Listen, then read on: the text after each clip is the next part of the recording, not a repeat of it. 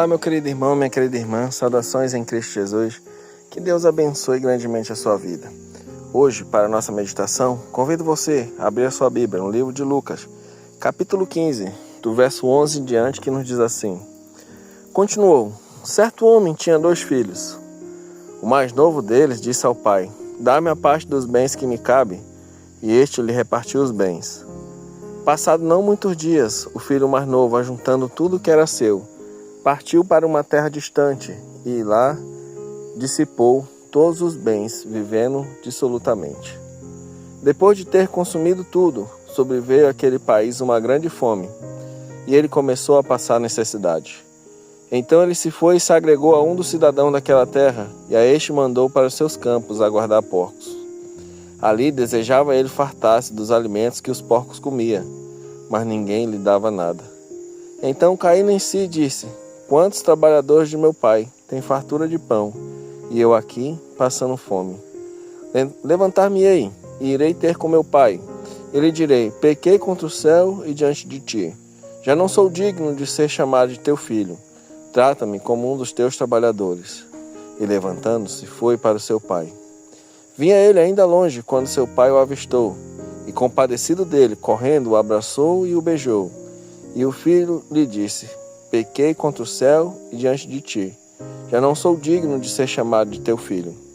O pai, porém, disse aos seus servos: Trazei depressa a melhor roupa, vestiu-o, põe-lhe um anel no dedo e sandália nos pés. Trazei também e matai o novilho cevado. Comamos e nos alegramos, porque este meu filho estava morto e reviveu. Estava perdido e foi achado. E começaram a alegrar-se. Meus queridos, aqui Jesus conta a história de um filho. E esse filho, ele é representado por mim e por você. Um filho que tinha tudo. Ele tinha pai, tinha a companhia dos seus familiares, tinha paz, não lhe faltava nada.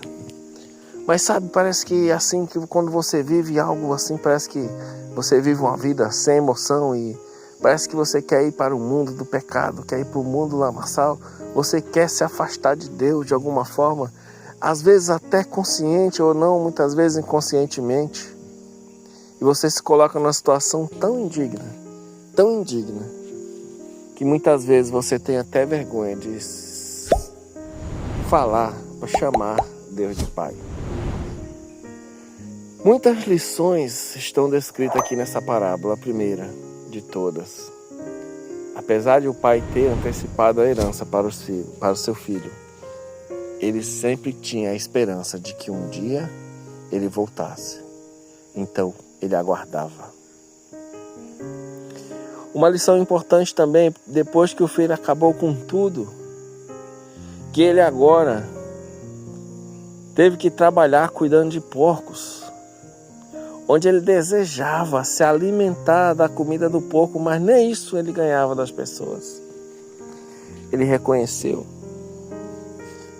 que até os trabalhadores da casa do seu pai viviam melhor do que a situação dele. Sabe, meus queridos, às vezes é necessário que a gente passe por certas situações para poder reconhecer Deus na nossa vida. Às vezes é necessário que os seus filhos passem por dificuldades. Às vezes, como pais, a gente não permite que a dificuldade chegue aos nossos filhos, a gente funciona como filtro. Muitas vezes nem sequer sabe, nem sonha o que é não ter alguma coisa. Mas a necessidade muitas vezes nos ensina. A falta, ela nos ensina. Quando nós temos tudo, ou providenciamos tudo, nós não damos valor. Esse jovem, até aquele momento, ele não dá nenhum valor para o seu pai. Ele não dá nenhum valor para a sua família, talvez os amigos fossem as pessoas que tivessem mais consideração da parte dele. Mas aí veio a necessidade. Aí veio a falta de amigo, a falta de dinheiro, a falta de recurso.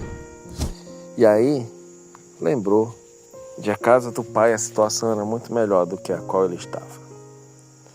Sabe, meus queridos, apesar de que Deus existiu, o mundo não caído lá, pessoas que não pecaram, seres que não se contaminaram com o pecado, em nenhum momento ele desiste de você, está lá.